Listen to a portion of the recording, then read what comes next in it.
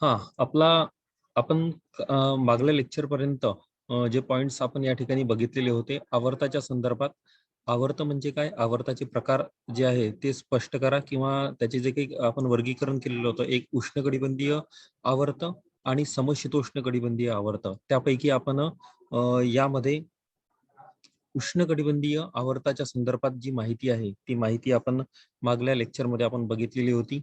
आता नेमकं आवर्त म्हणजे काय, आपल्याला माहित आहे की तापमानाच्या भिन्नतेमुळे एखाद्या ठिकाणी कमी भाराचा प्रदेश निर्माण होतो तर दुसऱ्या ठिकाणी सभोवताली जो आहे तो जास्त भाराचा प्रदेश निर्माण होतो. मग त्या जास्त भाराच्या प्रदेशाकडून कमी दाबाच्या किंवा कमी भाराच्या प्रदेशाकडे किंवा केंद्राकडे जेव्हा चक्राकार गतीने वारे वाहू लागतात त्याला म्हटलेलं आहे आपण आवर्त. म्हणजेच आपण त्याला म्हणतो सायक्लॉन. काय म्हटलेलं आहे, सायक्लॉन. आता ज्या प्रदेशात या आवर्ताची उत्पत्ती होते त्यावरून त्याच्या उत्पत्ती स्थानानुसार त्याचे दोन प्रकार आपल्याला महत्वाचे इथे बघायचे होते. एक उष्णकटिबंधीय आवर्त आणि समशीतोष्ण कटिबंधीय आवर्त. तर आपण उष्णकटिबंधीय आवर्ताच्या संदर्भातली जी काही आहे, जे उष्णकटिबंधीय प्रदेश आहेत त्या ठिकाणी जे निर्माण होणारे आवर्त आहे त्या संदर्भातली माहिती आपण बघितलेली होती. त्याची उत्पत्ती ही आपण इथे जे आहे आवर्त जे आहे त्या आवर्ताची निर्मिती कशी होते. केंद्रभागी जो आहे तो कमी दाब असतो आणि बाहेरच्या दिशेने वायुदाब जो आहे तो वाढत वाढत गेलेला आपल्याला इथे दिसतो. आणि या ठिकाणी घड्याळाच्या काट्याच्या विरुद्ध दिशेने या ठिकाणी वारे जे आहे ते केंद्राकडे आकर्षिल्या गेलेले आपल्याला या ठिकाणी दिसतात. त्याचा वेग आपण बघितला सर्वसाधारणपणे प्रति तासास 50 ते 60 किलोमीटर वेग असलेला आपल्याला दिसतो. तर त्याचप्रमाणे कधीतरी याचा वेग वाढला तर 125 ते 280 किलोमीटर पर्यंत सुद्धा याचा वेग होतो. या आवर्ताची काही दिशा, सर्वसाधारणपणे आवर्ताची दिशा जी आहे ती पृथ्वीच्या परिवलनामुळे पश्चिमेकडून पूर्वेकडे झालेली आपल्याला या ठिकाणी दिसून आलेली होती. आणि हे पश्चिमेकडे म्हणजे पश्चिमेकडे जे आहे ते वाहत असलेले आपल्याला दिसून आले होते. पुन्हा ते त्यांची दिशा बदलून नंतर पुन्हा ते पश्चिमेकडे, पूर्वेकडून पश्चिमेकडे प्रवास करत असताना आपल्याला हे दिसून आले. त्याचप्रमाणे इथे आवर्ताचा आकार जवळपास 80 ते 320 किलोमीटर पर्यंतचा जो मोठा एरिया जो आहे तो एरिया हे आवर्त जे आहे ते व्यापत असलेले किंवा ते तेवढ्या व्यासाचे हे आवर्त असलेले आपल्याला या ठिकाणी दिसून येतात. कधी कधी जर अनुकूल परिस्थिती निर्माण झाली तर 1500 ते 1700 किलोमीटर व्यासापर्यंत हे आवर्त जे आहे ते राहू शकतात. आणि केंद्र भागामध्ये यामध्ये जो वायुभार असतो तो 850 मिलीबार इतका वायुभार असलेला आपल्याला या ठिकाणी दिसून येतो. आता इथे दुसरा पॉइंट आपल्याला इथे बघायचा आहे, समशीतोष्ण किंवा मध्य कटिबंधीय आवर्त. मग आता समशीतोष्ण किंवा मध्य कटिबंधीय आवर्ताची निर्मिती कुठे होते. आता उष्ण वायुराशी आणि ध्रुवीय थंड वायुराशीचा संयोग होऊन ध्रुवीय आघाडीची निर्मिती होते. आणि यातूनच निर्माण होणाऱ्या तरंगाद्वारे दोन्ही गोलार्धात 30 डिग्री ते 65 डिग्री अक्षवृत्ताच्या दरम्यान मध्य कटिबंधीय किंवा समशीतोष्ण कटिबंधीय आवर्ताची निर्मिती झालेली आपल्याला दिसते. 30 डिग्री ते 65 डिग्री अक्षवृत्ताच्या दरम्यान मध्य कटिबंधीय किंवा समशीतोष्ण कटिबंधीय आवर्ताची जी निर्मिती आहे ती निर्मिती झालेली आपल्याला इथे दिसून येते. आता इथे याची निर्मिती 30 ते 65 डिग्री. आता हा जो इथे दिसते बघा, जगाचा नकाशा आपण या ठिकाणी बघत आहे. आणि या जगाच्या नकाशामध्ये 30 डिग्री ते 60-65 डिग्री पर्यंत या दरम्यान या ठिकाणी हा जो प्रदेश आहे हा उत्तर गोलार्धाचा, त्याचप्रमाणे 30 ते 65 हा दक्षिण गोलार्धाचा जो प्रदेश आहे या ठिकाणी या समशीतोष्ण कटिबंधीय आवर्ताची जी काही निर्मिती आहे ती निर्मिती झालेली दिसते. बघा हा जो प्रदेश आहे इथे हे दिसतं, हा जे लिहिल्यासारखं दिसते, जेचा सिम्बॉल दिसते. तर इथून इथपर्यंत हा वरचा 30 डिग्री ते 65 डिग्री पर्यंतचा जो प्रदेश आहे या प्रदेशात या आवर्ताची निर्मिती झालेली आपल्याला दिसते. ज्यामध्ये उत्तर अमेरिकेचा भाग येतो. इकडे चीनचा वगैरे काही, रशियाचा काही दक्षिण भाग सुद्धा या ठिकाणी आपल्याला आलेला दिसतो. इथे आफ्रिका खंडाचा वरचा भाग इथे आलेला आपल्याला दिसतो. आणि 30 डिग्रीच्या खाली ऑस्ट्रेलियाचा दक्षिण भाग, न्यूझीलँड, टान्झानिया, दक्षिण अमेरिकेचा दक्षिण भाग जो आहे तो या प्रदेशामध्ये आलेला दिसतो. आणि काही सागरी भाग जो आहे तो या ठिकाणी येतो. इथे अटलांटिक महासागराचा भाग येतो. इथे पॅसिफिक महासागराचा, खाली सुद्धा हिंदी महासागराचा काही भाग या ठिकाणी येतो. पॅसिफिक अटलांटिक महासागराचा जो प्रदेश आहे तो प्रदेश या ठिकाणी आलेला आपल्याला दिसून येतो. आता या ठिकाणी उत्पत्ती क्षेत्र, आता उत्पत्ती क्षेत्र आपण बघत असताना उत्तर अटलांटिक महासागरात ग्रीनलँड पासून येणारी थंड आणि कोरडी वायुराशी व आखाडी प्रवाहावरील उष्ण आणि बाष्पयुक्त वायुराशी मिळाल्याने या आवर्ताची निर्मिती होते. आता इथे नकाशामध्ये जर आपण बघितलं, हा जो प्रदेश आहे बघा इथे, हा जो प्रदेश इथे जो मी दर्शवित आहे तुम्हाला, हा आहे ग्रीनलँडचा, जे जगातील सर्वात मोठं बेट आहे. या प्रदेशावरून वाहणारे जे काही आहे ते थंड वारे, आणि हा जो इकडचा जो काही आहे आखाती प्रदेश, ज्याला आपण अरेबियन काही कंट्रीज इथे आहे, इथून वाहणारे जे काही उष्ण वारे आहे, हे जेव्हा इथे मध्य कटिबंधीय प्रदेशामध्ये जेव्हा ते एकत्रित येतात, त्यावेळेस या आवर्ताची निर्मिती, म्हणजे एका बाजूने ध्रुवीय किंवा थंड वायुराशी आणि दुसऱ्या बाजूने उष्ण भागातील उष्ण वायुराशी, या जेव्हा एकमेकांजवळ येतात, त्यावेळेस या आवर्ताची जी निर्मिती आहे ती निर्मिती झालेली आपल्याला दिसून येते. आता इथे भूमध्य, दुसरा पॉईंट दिलेला की भूमध्य समुद्रावरील बाष्पयुक्त हवा दक्षिण युरोपमधून येणाऱ्या शीत हवेत मिळाल्याने आवर्ते तयार होऊन तुर्कस्तान, इराण, इराक, पाकिस्तान मार्गे भारतात पोहोचतात. आता इथे जे आपल्याला सांगितलेलं आहे की भूमध्य समुद्रावरील बाष्पयुक्त हवा दक्षिण युरोपमधून येणाऱ्या शीत हवेत मिळाल्याने आवर्ते तयार होऊन तुर्कस्तान, इराण, इराक मार्गे जे आहे ते भारतापर्यंत पोहोचतात. आता या ठिकाणी हा जो काही भाग आहे इकडचा, हा या ठिकाणी युरोप खंडाचा काही भाग या ठिकाणी आलेला आपल्याला दिसतो. या युरोप खंडातून वरून येणारी खाली हवा आणि इकडून वर चढणारी हवा, तर या दरम्यान या ठिकाणी याची जी या निर्मिती जी आहे ती, या आवर्ताची जी निर्मिती आहे ती आवर्ताची निर्मिती या ठिकाणी आपल्याला झालेली दिसून येते. म्हणजे पहिला जो आहे तो अटलांटिक महासागर, जो ग्रीनलँड पासून येणारे थंड वारे आणि उष्णकटिबंधीय आखाती प्रदेशावरून वाहणारे उष्ण वारे, हे जेव्हा मध्य कटिबंधीय प्रदेशात एकत्र येतात, त्यावेळेस या ठिकाणी या आवर्ताची निर्मिती झालेली दिसते. दुसरं, भूमध्य समुद्रावरील बाष्पयुक्त हवा युरोपमधून येणाऱ्या शीत हवेत मिळाल्याने हे आवर्ते तुर्कस्तान, इराण, इराक आणि पाकिस्तान मार्गे भारतापर्यंत पोहोचत असलेले आपल्याला दिसतात. तिसरा, दक्षिण गोलार्धात अधिक जलभाग असल्याने वर्षभर आवर्ते तयार होऊन दक्षिण अमेरिका, आफ्रिका, दक्षिण ऑस्ट्रेलियाच्या किनाऱ्यावर परिणाम करतात, जे मी तुम्हाला आताच सांगितलं. हा दक्षिण अमेरिकेचा भाग, आफ्रिका खंडाचा इकडचा काही दक्षिण भाग आणि ऑस्ट्रेलिया खंडाचा दक्षिण भाग, या भागामध्ये या प्रकारच्या आवर्ताची 30 ते 65 डिग्रीचा हा जो काही प्रदेश आहे, या प्रदेशात ही आवर्त जी आहे ती निर्माण झालेली आपल्याला या ठिकाणी दिसून येते.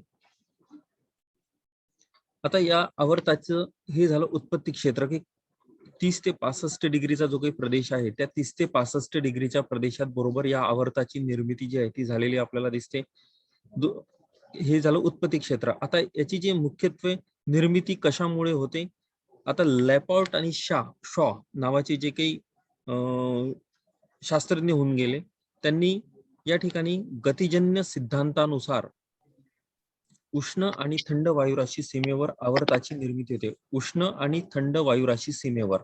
आता उष्ण आणि थंड वायुराशी सीमा म्हणजे कोणती, तर उष्ण आणि थंड वायुराशी सीमा जे आहेत ते या ठिकाणी आपल्याला माहिती आहे की 23.5 डिग्री पर्यंतचा जो हा उष्णकटिबंधीय खालचा भाग आणि वर 60 डिग्रीच्या वर जो आहे तो शीत भाग.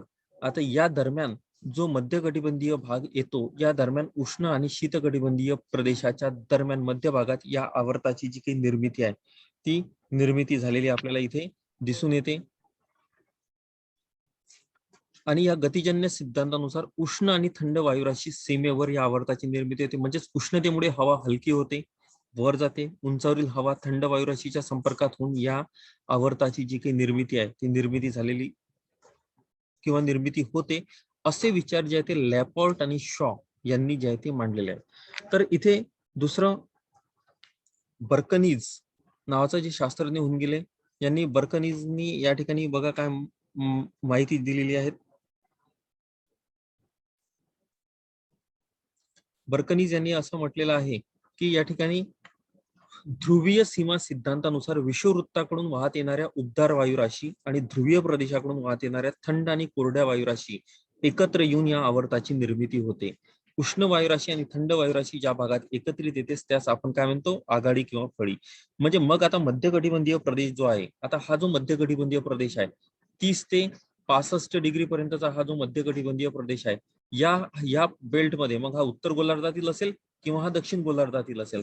मग इकडून ध्रुवीय प्रदेशातून खाली येणारे थंड वारे आणि इथून 0 ते 30 डिग्रीच्या दरम्यान उष्णकटिबंधीय प्रदेशातून वाहणारे उष्ण वारे हे जेव्हा येतात, मध्य कटिबंधात एकत्रित येतात, त्यावेळेस थंड आणि उष्ण वायुराशी ज्यावेळेस एकत्रित येतात त्यावेळेस त्या ठिकाणी या आवर्ताची, त्या मध्य कटिबंधीय आवर्ताची किंवा समशीतोष्ण कटिबंधीय आवर्ताची जी काही निर्मिती आहे ती निर्मिती झालेली आपल्याला या ठिकाणी दिसून येते. तर हे झालं त्या आवर्ताच्या निर्मितीच्या संदर्भात. म्हणजे एक लॅपॉर्ट आणि शॉ यांनी गतिजन्य सिद्धांतानुसार उष्ण आणि थंड वायुराशी सीमेवर आवर्ताची निर्मिती होते असं सांगितलं. त्यांनी असं सांगितलं की उष्ण कटिबंधीय प्रदेशातून वाहणारी जी उष्ण हवा आहे ती हलकी आहे, ती वर जाते आणि उंच भागातील जी थंड वायुराशीच्या ती संपर्कात आल्याने त्या ठिकाणी अशा प्रकारच्या आवर्ताची निर्मिती होते, असं जे विचार आहे ते विचार त्यांनी त्या ठिकाणी मांडलेले आहेत. आणि इथे बर्कनीज यांनी काय म्हटलं की ध्रुवीय सीमा सिद्धांतानुसार, म्हणजे एक हा ध्रुवीय प्रदेश आहे या ठिकाणी आणि दुसरा जो आहे तो उष्णकटिबंधीय प्रदेश आहे. मग या ध्रुवीय आणि उष्णकटिबंधीय प्रदेशातून एकमेकांजवळ, जसा ध्रुवीय प्रदेशातून इकडे उत्तरेकडून दक्षिणेकडे खाली येतात आणि इथे या उष्णकटिबंधीय प्रदेशातून जेव्हा वारे इकडे वाहतात त्यावेळेस या मध्य कटिबंधीय प्रदेशात 30 ते 60 डिग्रीच्या दरम्यान, 65 डिग्रीच्या दरम्यान जे आहे ते या ठिकाणी आवर्ताची निर्मिती झालेली दिसते. तसेच उत्तर गोलार्धात ज्याप्रमाणे या आवर्ताची निर्मिती होते त्याचप्रमाणे दक्षिण गोलार्धात सुद्धा या आवर्ताची जी निर्मिती आहे ती निर्मिती झालेली आपल्याला या ठिकाणी दिसून येते. यानंतर त्या मध्य कटिबंधीय प्रदेशातील आवर्ताचा विस्तार, मध्य कटिबंधीय प्रदेशातील आवर्त जे आहे त्या आवर्ताचा विस्तार, आकार आणि विस्तार कसा आहे. आता मध्य कटिबंधीतील आवर्ताचा आकार जो आहे इंग्रजीतील व्ही अक्षरासारखा असतो. समभार रेषा दर्शविलेल्या रेषांनी दर्शविलेल्या आवर्ताच्या मध्यभागी कमी दाब आणि इतर समभार रेषा ज्या आहेत ते दूर काढलेल्या असतात. आता ज्याप्रमाणे उष्णकटिबंधीय आवर्ताचा आकार कसा असतो, गोलाकार असतो. हा कसा आहे, गोलाकार आहे, सर्कल पद्धतीने. परंतु मध्य कटिबंधीय प्रदेशातील आवर्ताचा जो आकार आहे किंवा सायक्लॉनचा जो काही आकार आहे तो आकार हा व्ही आकारासारखा असतो आणि त्या व्ही आकाराच्या रेषा ज्या आहेत त्या समभार रेषांनी ज्या आहेत त्या दर्शविलेल्या असतात आणि आवर्ताच्या मध्यभागी कमी दाब आणि समभार रेषा जेव्हा दूर काढलेल्या असतात तेव्हा मध्य कटिबंधीय आणि समभार रेषा दूर काढलेल्या असतात आणि दूरच्या भागात जो आहे तो जास्त भार जो आहे तो त्या ठिकाणी दर्शविलेला असतो आणि त्या जास्त भाराच्या प्रदेशाकडून व्ही आकाराच्या दिशेत हे जे आहे ते वारे वाहत असलेले आपल्याला या ठिकाणी दिसतात. पूर्णपणे गोलाकार हे वारे जे आहे ते येथे वाहत नाही. आता मध्य कटिबंधीय आवर्ताचा विस्तार 1000 ते 1500 किलोमीटर पर्यंत असतो. किती किलोमीटर पर्यंत असतो, म्हणजे मध्य कटिबंधीय आवर्त, कारण की योग्य परिस्थिती जी आहे ती आवर्तासाठी योग्य परिस्थिती त्या ठिकाणी निर्माण झालेली दिसते आणि त्यामुळे तेथील आवर्ताचा जो आकार आहे हा 1000 ते 1500 किलोमीटर पर्यंत असलेला आपल्याला दिसून येतो. म्हणजे त्याचा व्यास, त्याचा विस्तार आणि आवर्ताचा सर्वसाधारण आकार जो आहे तो 500 ते 700 किलोमीटर असतो. परंतु जर अनुकूल परिस्थिती निर्माण झालेली असेल तर त्या ठिकाणी ते 1000 ते 1500 किलोमीटर पर्यंत सुद्धा त्याचा विस्तार जो आहे तो राहतो. आता वातावरणात भूपृष्ठापासून 10 ते 15 किलोमीटर उंचीपर्यंत हे जे आहे हे आवर्त आपल्याला आढळून येत असलेले आपल्याला या ठिकाणी दिसून येतात. किती, 10 ते 15 किलोमीटर उंचीच्या प्रदेशात हे आवर्त आपल्याला आढळतात. नंतर दिलेले आवर्तातील वारे आणि दिशा. आता फेरेलच्या नियमाप्रमाणे या आवर्तातील वारे सरळ रेषेत केंद्राकडे न वाहता उत्तर गोलार्धात त्यांच्या उजवीकडे तर दक्षिण गोलार्धात हे डावीकडे वळत असलेले आपल्याला दिसतात. म्हणजे उत्तर गोलार्धात घड्याळाच्या काट्याच्या दिशेने गोलाकार वाहत असलेले आपल्याला दिसतात. उत्तर गोलार्धात कसे वाहतात, हे घड्याळाच्या काट्याच्या दिशेने गोलाकार पद्धतीने वाहत असलेले आपल्याला दिसतात. तर दक्षिण गोलार्धात यांची दिशा जी आहे ती घड्याळाच्या काट्याच्या विरुद्ध दिशेने असलेली आपल्याला दिसते. ज्याप्रमाणे घड्याळाचे काटे आपल्याला सरळ जसे 1, 2, 3, 4 असे जे काही आकडे दिसतात त्या पद्धतीनं त्यानुसारच जसं घड्याळाचे काटे समोर जातात त्या पद्धतीने या मध्य कटिबंधीय प्रदेशातील आवर्त जे आहे ते त्या पद्धतीने हे वारे इथे वाहत असलेले आपल्याला दिसतात. परंतु उत्तर गोलार्धात, दक्षिण गोलार्धात याच्या एकदम विरुद्ध परिस्थिती असते. दक्षिण गोलार्धात त्यांची जी दिशा आहे ती घड्याळाच्या काट्याच्या विरुद्ध दिशेने झालेली आपल्याला दिसते. परंतु उष्णकटिबंधीय आवर्त हे सुद्धा घड्याळाच्या काट्याच्या विरुद्ध दिशेने वाहत असलेले आपल्याला इथे दिसून येतात. आता पाचवा जो पॉइंट इथे दिलेला आहे, आवर्ताचा मार्ग आणि वेग. आता मध्य कटिबंधीय प्रदेशातील आवर्त सर्वसाधारणपणे पश्चिमेकडून पूर्वेकडे प्रवास करताना दिसतात. पश्चिमेकडून पूर्वेकडे. आता पश्चिम दिशा, आता हे बघा, हे जे इकडची ही जी दिशा आहे, आपण हा जगाचा नकाशा या ठिकाणी बघत आहोत. या नकाशामध्ये जी दिशा आपल्याला दर्शविलेली आहे ती पश्चिमेकडून इकडे पूर्वेकडे जे आहे ते प्रवास करीत असले, म्हणजे या दिशेकडून या दिशेकडे प्रवास करीत असलेले आपल्याला ते आवर्त दिसून येतात. सर्वसाधारणपणे दिशा कोणती असते आवर्ताची? पश्चिमेकडून पूर्वेकडे. आता उत्तर गोलार्धात हे पश्चिम पूर्व न जाता नैऋत्य ईशान्य दिसतात.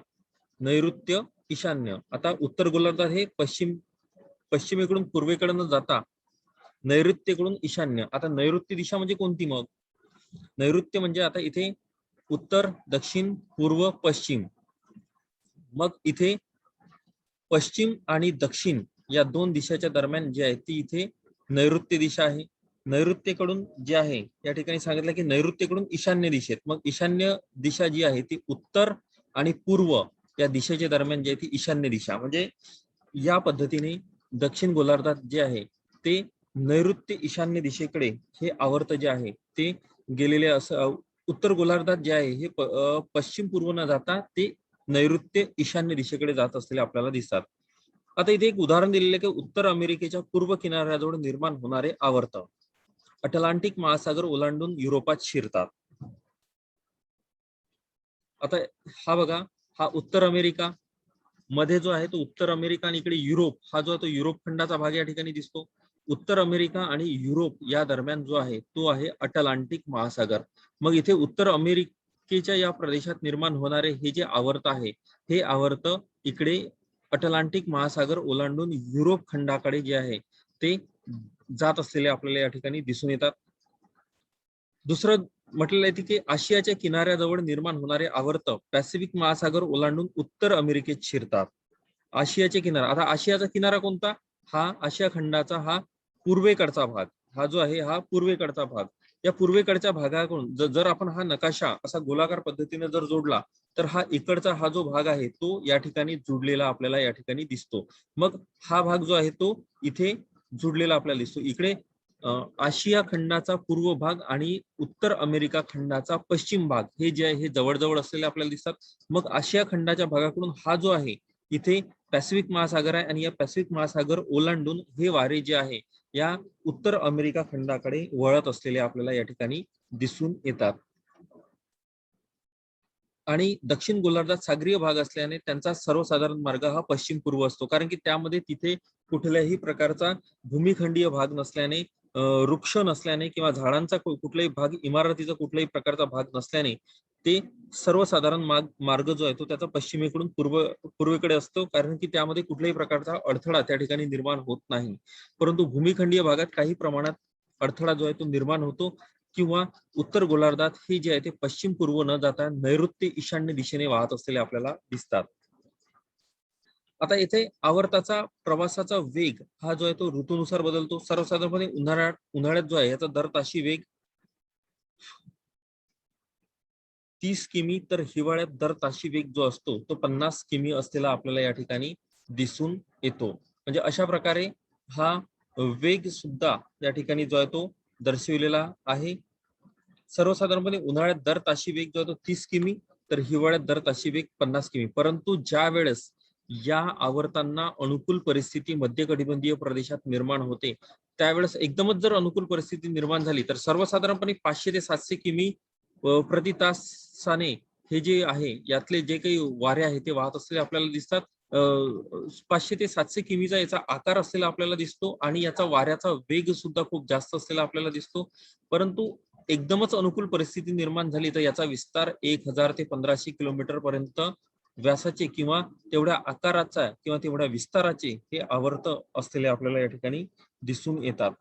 मग आपण या ठिकाणी या आवर्ताची उत्पत्ती क्षेत्र आपण बघितलं. उत्पत्ती क्षेत्र जे आहे ते ग्रीनलँडचा प्रदेश जिथे थंड वायुराशी आणि थंड आणि कोरडी वायुराशी निर्माण होते आणि आखाती किंवा जो प्रदेश आपण म्हणतो किंवा अरेबियन कंट्रीज ज्या आहेत त्या प्रदेशात उष्ण वायुराशी या जेव्हा मध्य कटिबंधीय प्रदेशात वाहत येतात या वायुराशी त्यावेळेस तो प्रदेश आवर्ताचा साठी अनुकूल प्रदेश समजला जातो. त्याचप्रमाणे भूमध्य सागरावरील बाष्पयुक्त हवा ज्यावेळेस दक्षिण युरोपमधून येणाऱ्या शीत हवेत मिळाल्याने त्यावेळेस सुद्धा मध्य कटिबंधीय प्रदेशातून या प्रदेशात या तुर्कस्तान, इराण, इराक आणि पाकिस्तान मार्गे भारतात हे आवर्त जे आहे ते पोहोचत असलेले आपल्याला दिसतात. दक्षिण गोलार्धात तर आताच मी सांगितलं की तुम्हाला दक्षिण अमेरिकेचा दक्षिण भाग, आफ्रिका खंडाचा दक्षिण भाग आणि ऑस्ट्रेलिया खंडाचा दक्षिण भाग किंवा टान्स्मानिया, न्यूझीलंड या प्रदेशात या प्रकारच्या आवर्ताची निर्मिती झालेली आपल्याला दिसते. ध्रुवीय सीमा सिद्धांतानुसार विषुववृत्ताकडून वाहत येणाऱ्या उत्तर वायुराशी आणि ध्रुवीय प्रदेशाकडून वाहत येणाऱ्या थंड आणि कोरड्या वायुराशी या जेव्हा एकत्र येऊन मिळतात त्यावेळेस या आवर्ताची निर्मिती जी आहे ती निर्मिती आपल्याला या ठिकाणी झालेली दिसून येते.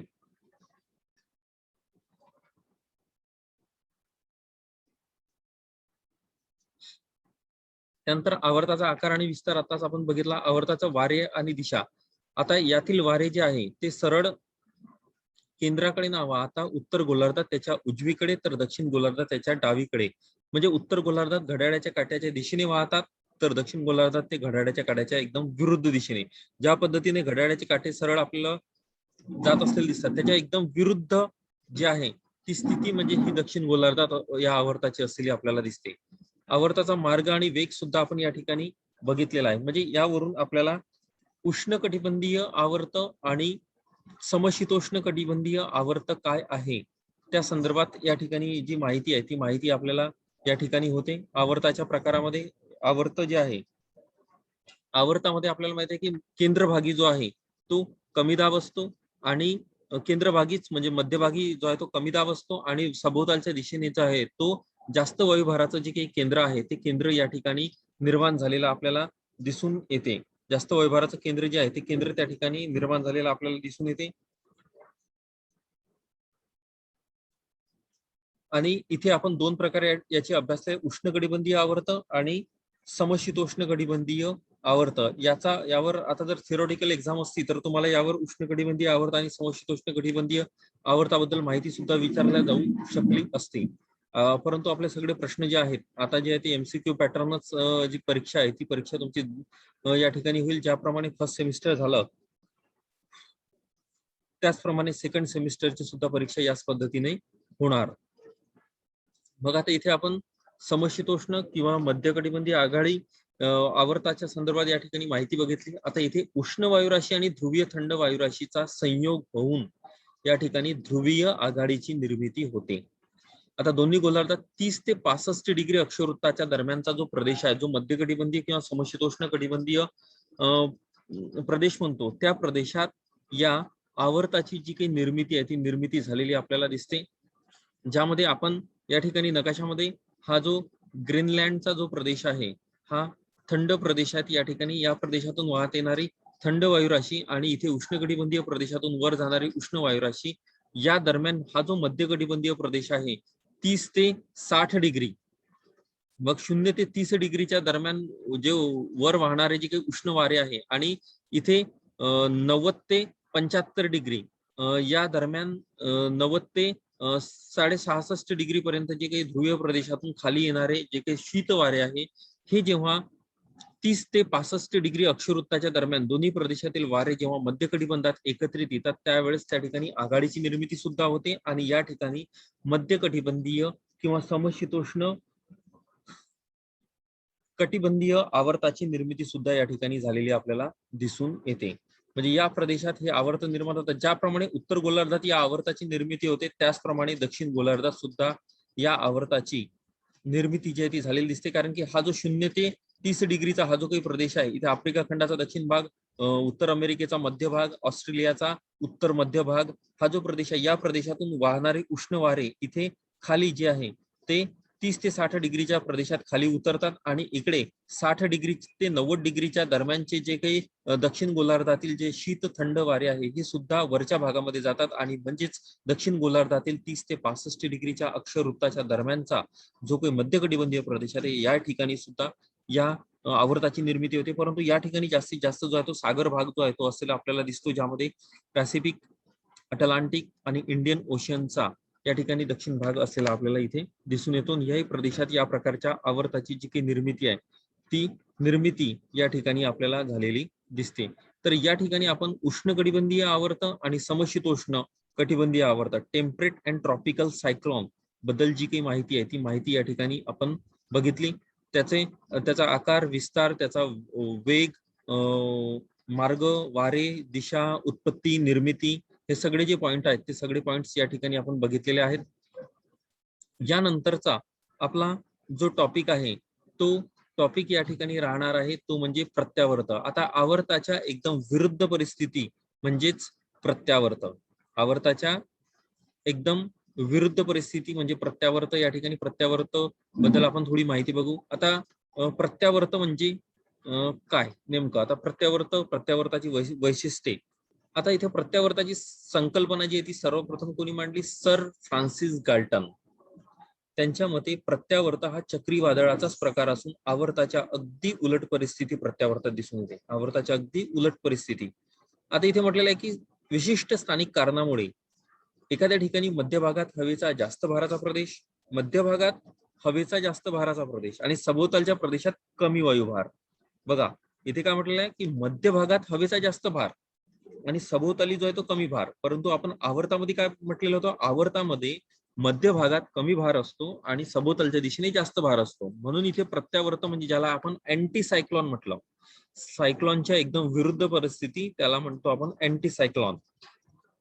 ज्याला आपण आपल्या भाषेमध्ये इथं मराठीमध्ये आपण प्रत्यावर्त, आवर्त जे काही आपण म्हणतो, आवर्तालाच आपण चक्रीवादळ किंवा चक्रवात हिंदीमध्ये म्हटल्या जाते, इंग्लिशमध्ये आपण सायक्लॉन म्हणतो.